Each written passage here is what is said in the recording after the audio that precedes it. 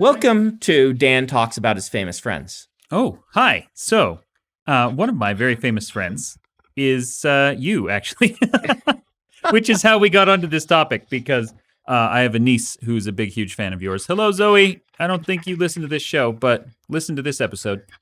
But also, I was starting to tell the story of how I became friends with John de Lancie, and Brandon wanted to hear that. And we decided to just record it. So here's the story of Dan Wells becoming friends with John de Lancie. You ready for this? Yes. John de Lancie is Q from Star Trek, among other things. Anyway, when I lived in Germany, I got an email in my junk mail, and the subject line said, John de Lancie, a stage play? ?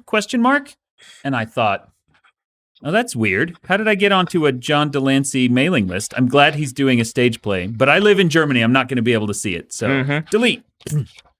And then about 2 days later, I got the same email again and deleted it again. You didn't even read it. I didn't even read it. But as soon as I deleted it that second time, I thought, wait, I should probably make sure, just in case, that's what this is. And so I dug through the deleted folder and found it, and it was from actual John de Lancie himself. Wow. Who had read I Am Not a Serial Killer and loved it. And we spent about a year corresponding back and forth with each other, trying to figure out if there was a viable way of turning I Am Not a Serial Killer into a stage play, which was just a delight. Because he, of course, is very good friends with a lot of wonderful actors and people. Yes. And at one point he said, yeah, I think we found a good way of, doing the supernatural angle, and we're going to use screens, and Gates has a theater that does this. And I'm like, Gates? And he said, yeah, Gates McFadden. Yep. Oh, okay. Beverly Crusher. I forgot for a minute who I was talking to. The stage play, of course, never panned out, but I did end up, when I came back from Germany, visiting him at his house, and now anytime we're at a con at the same time, we go out to eat, which is increasingly less these days because his health is not great, but, he's in the new season of Picard and things like that, so he's still working and doing stuff. Anyway, John is awesome. And that is today's episode of Dan Talks About His Famous Friends. Is this going to be a recurring segment? Save some for later. Most of them are Star Trek people because I am a nerd. And when I have an opportunity to meet a new Star Trek person, I meet a new Star Trek person. Well, I think this can become a recurring segment. No one's going to care but me. But I am a Star Trek nerd, so I would love to hear about your famous friends. I had no idea, right? Like, you're talking about John de Lancie. Like, you're saying to Zoe, you should go talk to him when she's at the con. Drop my name. And I'm like, wait a minute. He does the voice of Discord in My Little Pony. And he was actually hired because when they pitched the character of Discord to the studio, they said, he's got this kind of sassy attitude like Q from Star Trek. And at that point, the producers instantly said, well, that's who we have to get. That's how he got the job. And so my niece Zoe was at a BronyCon or something. And I kept telling her, please go get in line to meet him and name drop me, and he will talk to you. And she was too shy to do it. So, alas. Oh, Dan's Coke has arrived. My Coke has arrived. The legal kind of Coke. I do have a lot of famous friends. If you start snorting that bottle, I am going to be very surprised and amused. We all will be. We'll all be very amused. I'll have carbonated sinuses at that point. Now, while we are talking about people name-dropping their famous friends, you, I think, have done your fair share of that. Of being someone's famous friend or name-dropping? Name-dropping. Yes. So many conversations, I will hear you say, I was talking to JJ the other day. Yes. And things like that. For my life has started to move in movie circles more and more and more. And people like to bring the author to add a measure of respectability to certain things. If the author's there, you just people tend to pay more attention. Mhm. And so if I go to Hollywood, any of the various people who are shopping my things who are whatever, they'll be like, well, we'll set up a dinner with this person because then, you being there makes it more likely that they'll want to actually do the dinner or things like that. So I've ended up at more and more of those things, which is weird because I don't really, I enjoy people's work, but I am not a celebrity person, meaning I'm not one of those who's super excited to go meet the movie stars. Yeah. Partially, I think, because I do the con circuit and I see how much work it is for them. Like, I am mildly recognizable, right? Mm-hmm. And so if I go out to dinner, basically anywhere that my books are decently popular, the States, the UK, various parts of Europe and things, there's a pretty decent chance someone will come up and ask for an autograph. Mm-hmm. It happens basically every time I go out to eat here, which is very not surprising. It's my home turf, but but all around. But it only happens just enough for me to feel cool, right? Yeah. Like when without becoming overbearing. Yeah. Like when I was at the Wailing Wall in Jerusalem, and a very Orthodox Jewish young man recognized me and was like, he's like, it's a high holy day. I can't ask you to write. It's against the rules. I'm like, it's all right. It's all right. Tell me your email and I'll send you something signed. But like, that was pretty cool, right? Yeah. Like, you feel very famous when someone recognizes you in Jerusalem, or things like that. Yeah. When it's not your home turf. Yeah. I have a very weird form of celebrity in that I will get recognized on the street in Argentina, right, Peru, Bolivia, and Mexico. Sometimes, never in the States. Never. You've told me that people have recognized your voice before because of the that's podcasting. at cons. Okay, one time in a library. But I was there in the library because there was a con next door, so I still count that. Yeah. If I and it depends on where I go, but it's still cool for me, right? Like my kids go, "Oh, Dad, we can't bring you anywhere" every time it happens, right? But I don't get flocked to, I don't get flooded. But when I'm at cons and I see the movie stars, because they're so visually recognizable, I don't know if we've talked about this in the podcast or not yet, but there are people who, like, book sales are this odd thing where if you were to look at my raw income and influence over people, the fame I would have is more equivalent to top tier movie stars, right? But my recognizability is way below that. Yeah. Way. And then you get a star who, like Will Wheaton, right? Who is recognizable, but not top tier movie star. It's actually a very good writer, and a very good podcaster and social media thing. But I wouldn't say, A tier celebrity, but his recognizability, because of the number of people who have seen Star Trek, is just way higher than what mine would be. And so you see someone like him at a con, or I do, and I see that he has this, to deal with the fact that everyone there knows who he is, and everyone there kind of wants a picture with him, but nobody there actually follows his modern contemporary work. Well, not nobody. There are definitely people there who do. Some people do. A decent number of people, but yeah. No shade at Will Wheaton. Very nice man. I've enjoyed chatting with him. But you know what I'm saying here? Like, being a visually recognizable movie star or television star is such a weird life that it makes me not want to add to their burden by being another person who goes and talks to them. Yeah. Particularly because the times where I would be able to talk to them are times where they're supposed to not have to deal with that, if that makes sense. It's in the green room, or it's on the bus to the con, or it's things like that. So, yeah, and I try to never do that. I was in the green room once with Peter Capaldi, who's my favorite doctor on Doctor Who, and just absolutely refused to even talk to him because I knew that he was clearly tired. I didn't want to bug him. Sometimes that has been a problem. One time in Miami, I was in the green room, I was eating, and I was just thinking to myself, okay, I'm not going to geek out over anyone. I'm not going to be a weirdo. And so I sat for a long time, just eating my food, ignoring who was around me, which was hard because, like,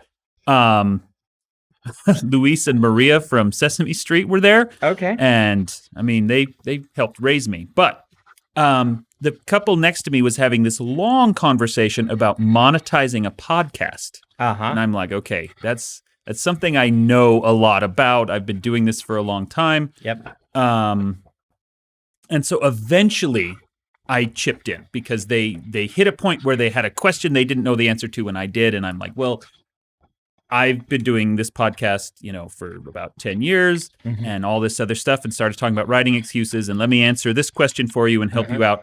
And then finally, halfway through this conversation, turned and looked at him, and it was one of the women from Agents of S.H.I.E.L.D. Okay. Simmons and her husband. And she came and she bought a book, and she was very nice and wonderful. But I almost missed, that conversation because I was trying so hard not to be the weirdo. The people I find that don't have that. So some of the movie stars, they're all universally very nice. I haven't met a jerk yet. I wonder if the jerks just don't go to the green room, or if they don't go to the cons, or if they're I don't know. But universally wonderful experiences with every actor I've met. Not the same for producers, but actors, yes. But a lot of the movie stars, I often have to wonder, like, what do you think of being at this con, right? Because, like, they are generally there, I assume, for a paycheck, right? Nothing wrong with that. I am not at cons anymore for paychecks, right? I earn less at a con than I would not going to the con. Yeah. I am at a con because I feel like meeting the fans and being available to them is important to the way I like to run my business. And I like to be able to meet them. I like to be able to do these appearances when I can. But I wonder about these cons, like, are you sitting there thinking, famous actor person, man, I sure am glad that I have this fan base that I can engage with? Or are you thinking, man, I wish they'd all get a life, but I have to do this to get some money, right? Like, I can't read them because they're actors and they don't let you read from their expression. They all have this kind of bubble around them. Yeah. For lack of a better description. Yeah. Okay, so one time when we went to Worldcon in LA, this was before I was published, and I think you had Elantris out, and that was it. Yes, that Worldcon is LA is where I lost the award to John Scalzi, and our good friend yelled "Scalzi" as like con, but John on stage is like "Thank you" because he thought he was cheering for how great he was. So So at that con they had, because it was LA. Usually Worldcon does not have celebrities. Yes, movie star celebrities. Yeah. They've got book celebrities. But because it was LA, they had a handful, and one of them was Robert Picardo, who was the holographic doctor on Voyager. And he very clearly, I think, did not want to be there. It was obvious from his demeanor. Maybe he was just having a bad day. I did have a chance years later to meet him at a different con, and we actually had dinner. He's incredibly nice, and that's why I think that LA thing must have just been a bad day. But it's the one and only time I've kind of seen that facade slip and say, "Oh yeah, you're not happy to be here, are you?" Right. Well, I can imagine, like, and it might be because he was promised like a Comic-Con situation, and it was Worldcon, which is not Comic-Con, not a place that a movie star wants to be. Yeah. I wonder, like, for instance, I know a lot of actors are introverts.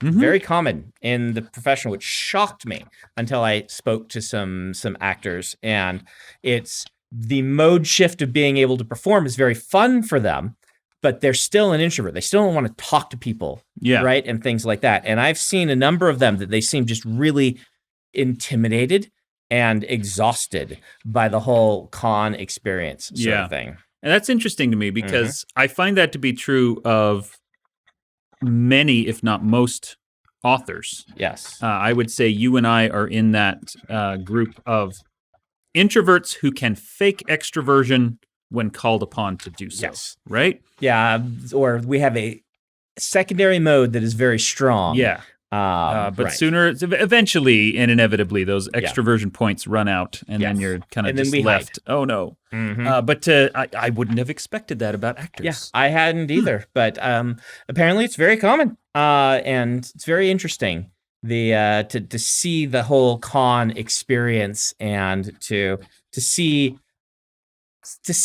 how it is, and it's kind of interesting. The voice actors are really different. Yes, they are. It's like they're a different breed of human being.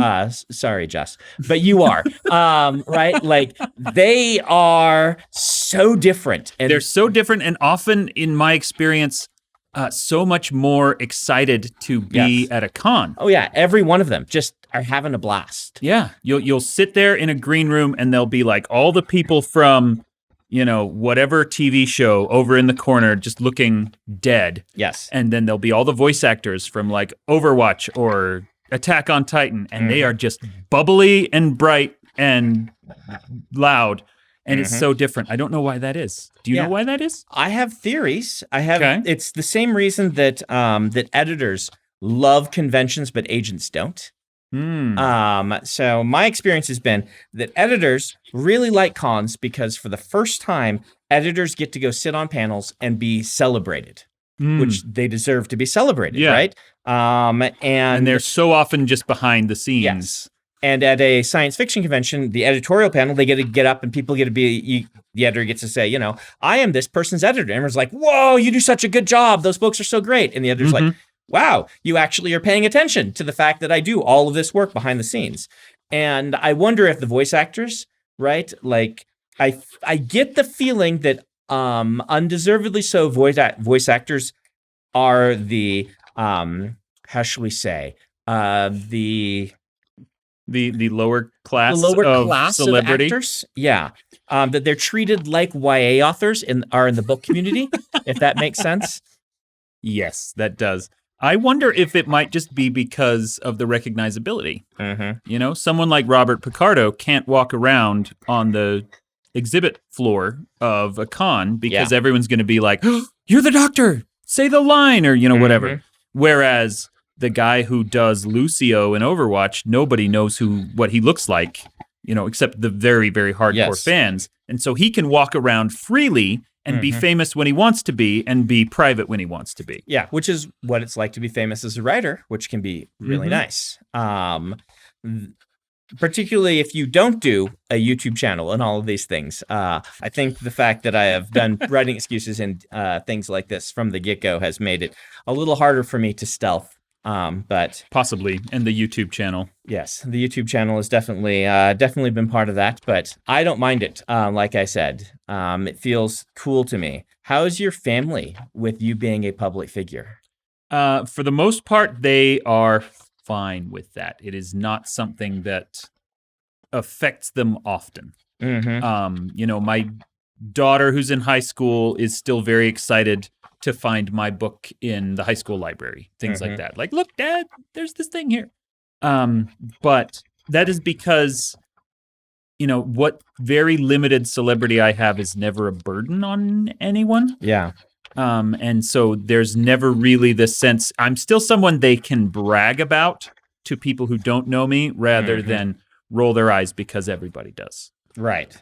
Do your any of your family members ever worry about how, like, people knowing where they live, knowing what the kids look like, things like that? I know some of our friends, I worry about that. Don't post pictures of their children intentionally and things like that. Yeah.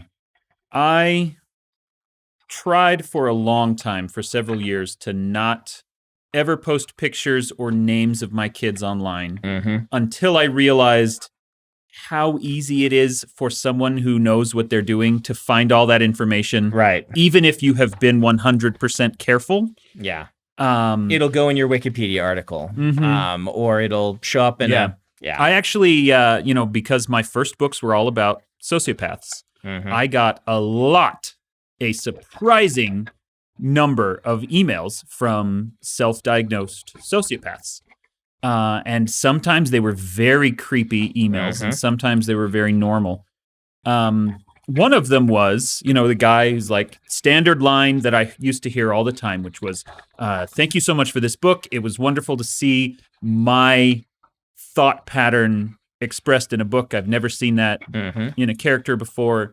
Thank you so much. And then at the end, by the way, you should be careful what you put online. Here's what I was able to find out about you and your family. And then like a page of me and my kids and my parents and the schools they go to and the neighborhoods they lived in and everything after this kind of creepy letter. And so that kind of freaks me out. But on the other hand, I have apparently a vast legion of sociopath fans who love me and my work. And so anyone who messes with me has got to have to tangle with them at some point. So I like to tell myself that's going to help keep me safe. Yeah, you will be avenged. Avenged, I guess, isn't as good as protected, Yes. but still. Yeah, Emily worries about this more than I do.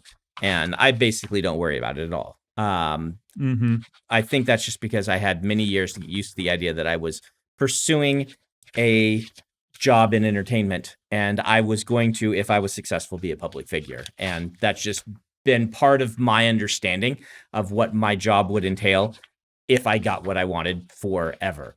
But she married into that, right? Yeah.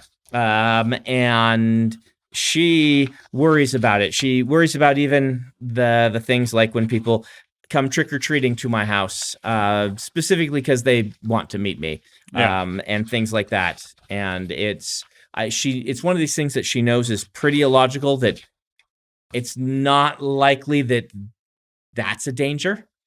But it still does worry her. Yeah. The thing is, on one hand, we have a culture that is increasingly devoid of privacy altogether, right?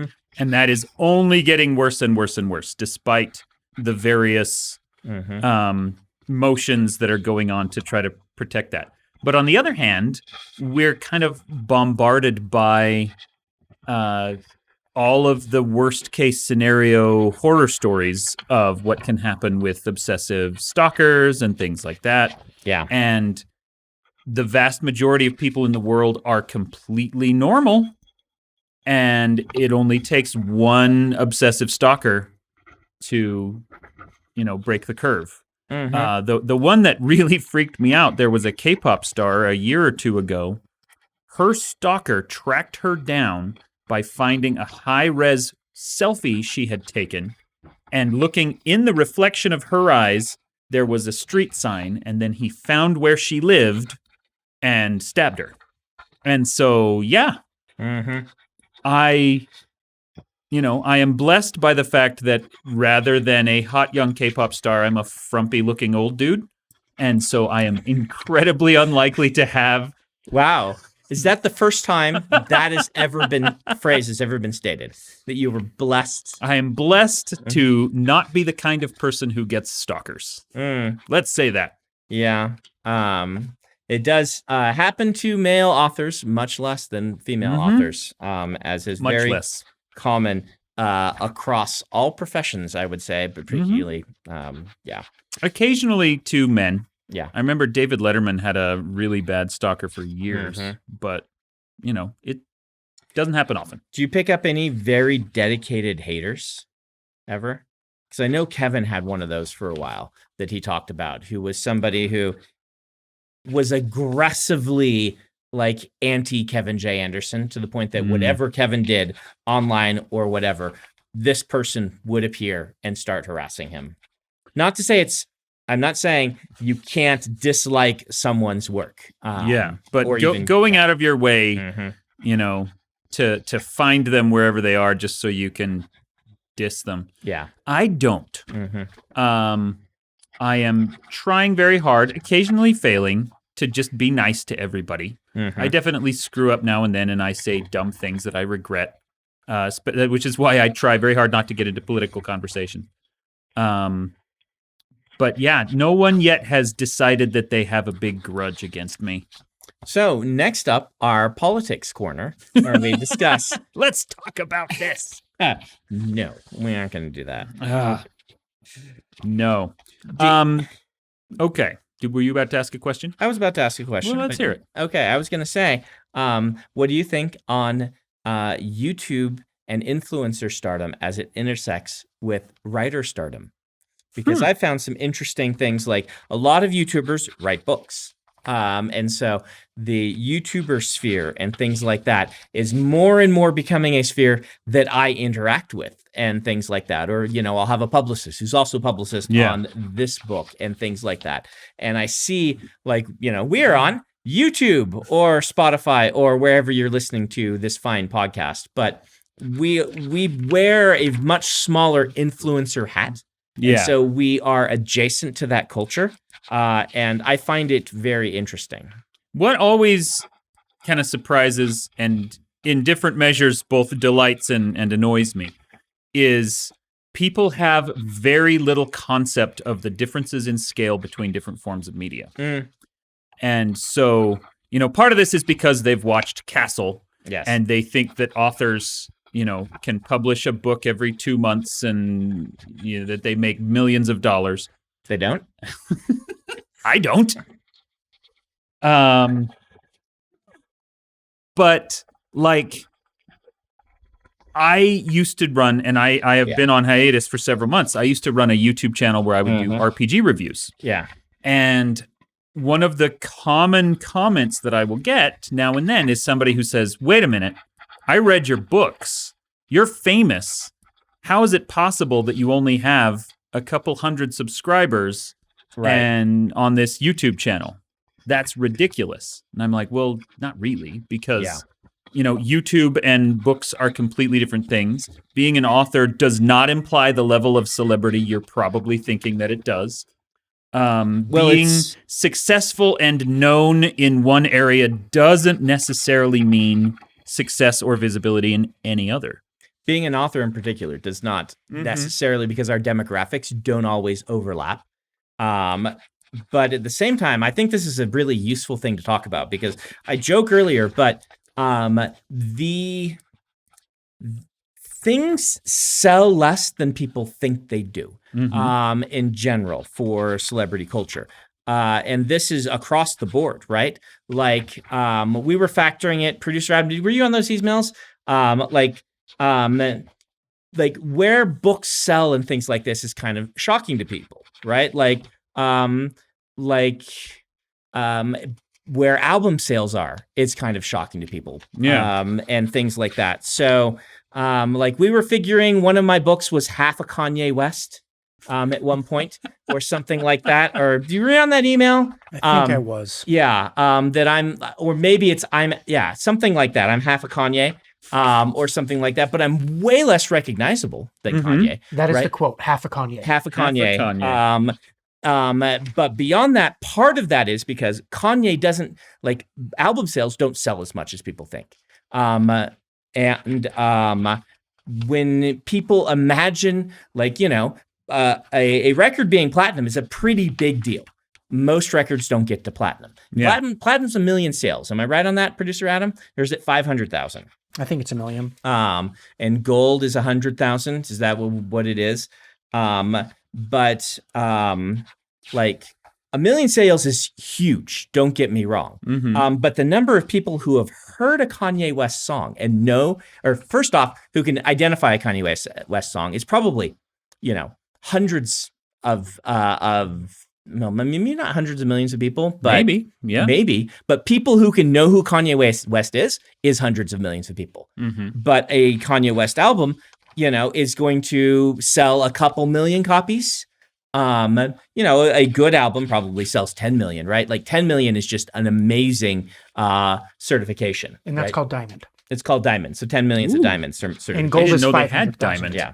And things like that. But when you think about recognizability versus people who are actually willing to put their money down on something, there's a huge gulf there. And it's always kind of interesting when you move between these worlds, because a lot of people in movies don't even really understand how many people go see movies. They just hear the box office ticket numbers and things like that, even the producers. And you'd be like, this book sold 100,000 copies. They'll be like, oh, so it was a disaster. And you'll be like, no, that's really good. Have You I don't told understand? have I told the Green Lantern story on No, the go ahead. podcast before?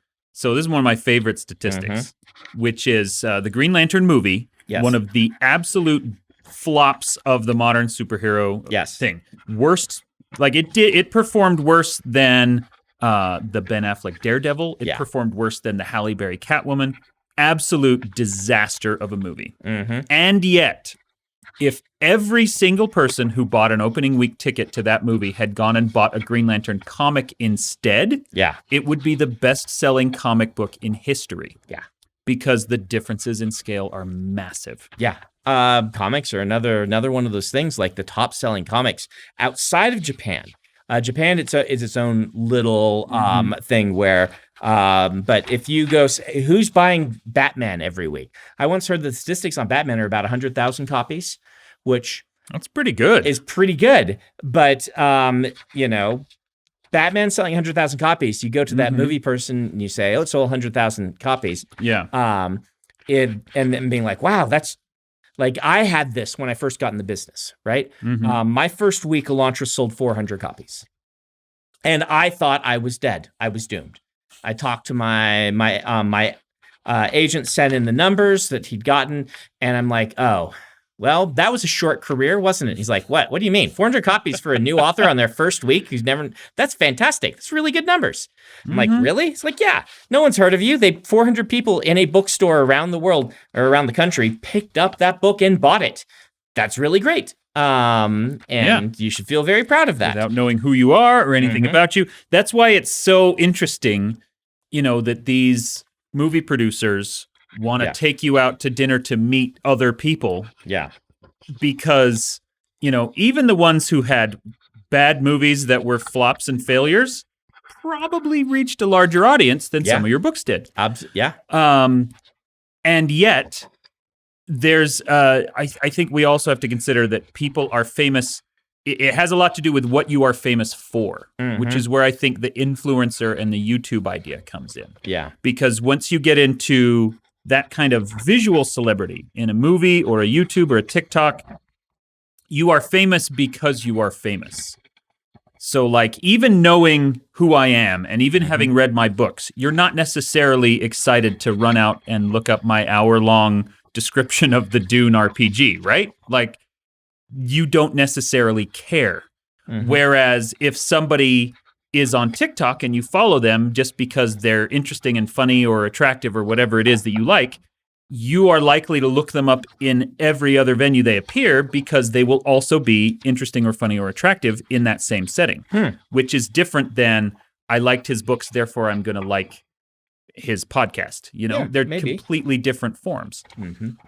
And so someone in Hollywood thinks, oh, he's famous in books. I know what famous means in my industry. I assume it's the same thing for his. Let's get together. Yeah. Well, and the other thing that we have in books that is more and more in other mediums, but for years was not, is that books they scale differently. Like the amount of money you have to put in to make a movie is so much. This is the Green Lantern story, right? You have to put so much into it that your minimum threshold for a blockbuster movie of how much you can spend and therefore how many people you have to reach to be successful is actually a really high floor, so to speak. Whereas books, you can have an author who has only 1,000 people reading them. We say only, but they are reading them consistently. And that's one of the most famous things. Like 1,000 true fans supports a career of a creator. And that's really cool. That's something that books has that movies didn't have at the same scale. I mean, I know there's indie movies, but I mean, an indie movie still, most of them are costing budgets in hundreds of thousands or low millions rather than I sat in my basement with a laptop, or in my case, when I was breaking in, wrote on the computers at work because I didn't have one, and eventually got published. Well, I think that's why it is easy for people to dip into our industry. Someone can be famous on YouTube and then write a book much more easily than we can be successful authors and then get big on YouTube. My kids love reading YouTuber books. They've bought a bunch of them because, when you're at the bookstore, particularly when you're a kid, you're like, decision overload, decision paralysis. Yeah. I don't know. There's so many books here. And then you see one and it's by Dan TDM. And you're like, Dan TDM. I know Dan TDM. I am going to buy that book. And that's how books sell, is by name recognition. That's how my books sell. Now, my name recognition is on previous books that you've bought or recommendations that people have made to you. But it's not surprising to me. It's not like this awful thing that they go in and they buy the YouTuber books. I happily buy them because kids are eager to read and things like that. Kids will read the books. Yeah. It is interesting, an intersection between the two worlds. Yeah, at the bookstore level, and I might be a little off about this, but my understanding is that for Barnes & Noble, their best-selling sections are biography and cookbook by far. And I strongly suspect that it's because you can put a famous person on the cover that people recognize, and they go, oh, okay, yeah, that person. I want to read their cookbook. Do they count diet book and cookbook? Because many years the diet book is the top-selling book. I assume so. The food section. Yes, the food section. This is what you should be eating and how you should be eating it section. And such celebrity diet is also a pretty big deal. Like, I was kind of surprised when I got into the industry and people were like, oh yeah, nonfiction outsells fiction by a huge margin. And I'm like, really? And I'm sitting here thinking of these David McCullough style awesome biographies. I'm like, that's really cool. And they're like, no. Diet books. Yeah. Diet books and celebrity memoirs. Diet books, memoirs. What are... So we're going to produce the intentionally blank cookbook, right? Sounds like a diet cookbook. Here's how to make lukewarm Coke. Yes. Make sure that it does never see a refrigerator. Here's what you're missing. We just had an entire podcast where we talked about how being an author doesn't necessarily translate to people wanting to read your Dune review of the RPG. I don't think it translates to people wanting to buy our cookbook. I don't even know what we would put in that. I don't know. Yeah. We were going to talk about the Wheel of Time. We were. And we're going to have to do that next episode. Except we probably will put that episode before this episode because the Wheel of Time's coming out right now. So that's right. Okay, well, should we segue into it? No, I think that we should not. We'll do a different episode, but people who are loyal listeners will get to this episode and be like, oh, I've already listened to or watched that. I already did the thing. Wheel of Time. I have jumped forward in Brandon and Dan's time. Okay. And well, that's why I think it would be fun to do right now a segue that leads into last week's episode or whatever. Go for it. So we've been talking about celebrities that we have met and movie people that we have experienced.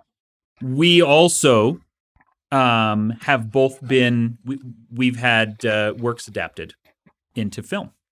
I had a movie, you've got a TV series, and I think that would be an interesting thing to talk about. Well, we should do that last week. Tune in last time. Or whenever this one airs. This one might be months later, but... Ben, tune in last time.